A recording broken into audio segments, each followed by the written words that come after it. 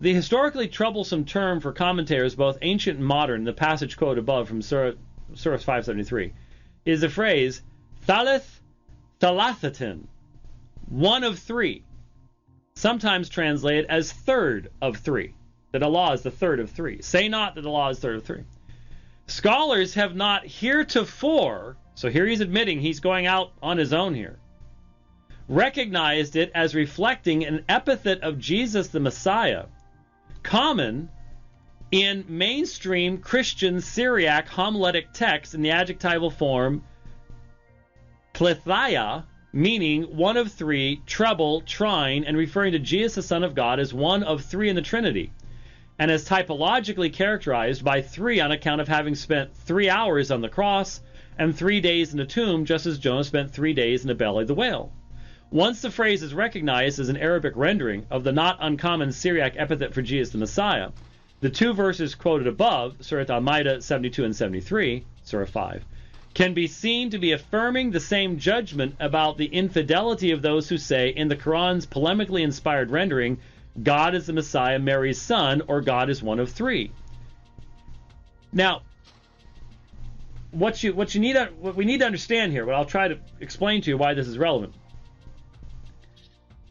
I'm sort of wondering, Yusuf, and as well for you, Shabir, at your use of sources again. Because are you really willing to start saying, in light of Sunni orthodoxy, that the Quran has eternally existed and is uncreated, are you agreeing with Griffith that the source of this terminology is pre-existing Syriac descriptions of Jesus? Because it's very clear that what Griffiths is saying is that the Quran, the author of the Quran, now I completely disagree with Griffiths at this point. I'm sorry. I find no basis for believing that the author of the Quran had this level of knowledge of the specific terminology of the various groups in Christianity and actually understood the arguments they were having, like the Nestorians or something like that. I see nothing in the Quran to substantiate this at all. But the problem is, if you want to go with Griffiths on this, how do you maintain Sunni orthodoxy?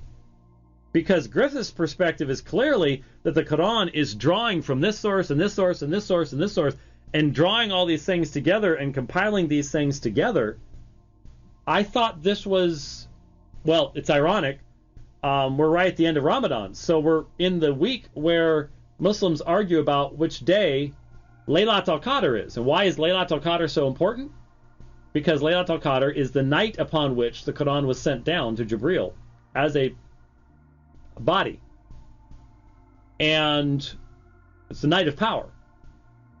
And if you accept that, then you can't accept that the author of the Quran was drawing from all these different... It's something the Quran itself denies that Muhammad was doing, is drawing from all these different sources and putting together a polemic based upon, at times, even in Griffith's perspective, even misunderstanding. Or at least understandable misunderstandings or something along those lines. Are you really wanting to go here? Because once you start going to the idea of recognizing the various sources that the author of the Quran was using, where do you stop? Where do you stop? There's all sorts of huge gaping black holes that open at that point in the tafsir literature that would be considered orthodox Sunni over against westernized stuff that is willing to start talking about what did Muhammad actually have access to and knowledge of. Because Griffiths obviously is not operating on the idea that the Quran is the result of a single man named Muhammad. So, where are you going to go here? What sources are you going to use? I'm sure I'll be talking with Yusuf again in South Africa, and I want to ask this question. Because he was talking, inconsistency, the sign of a failed argument. All right, let's see where you're being. Am I being inconsistent? I'll happily try to answer any accusations of that. But what about you guys? It seems that the more we push on this, the more willingness there is to maybe back off from some foundational elements of Sunni orthodoxy that would have. Well, let me just add this, and I am going to go long, so we may be going mega here. Sorry. Have all day, yeah.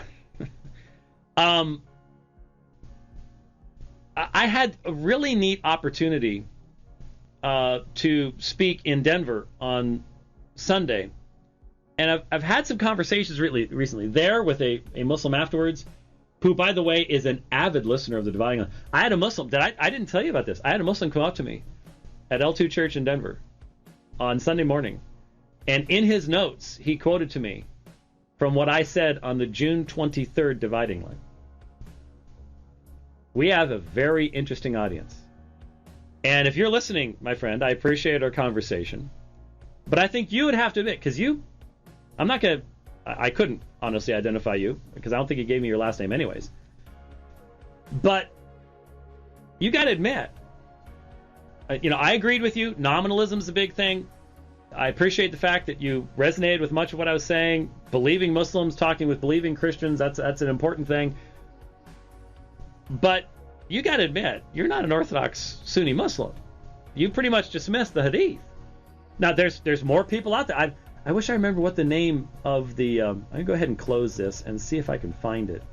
No, I don't have time to find it, but I wish there was a search function in titles, because I know that I wonder if it's by title.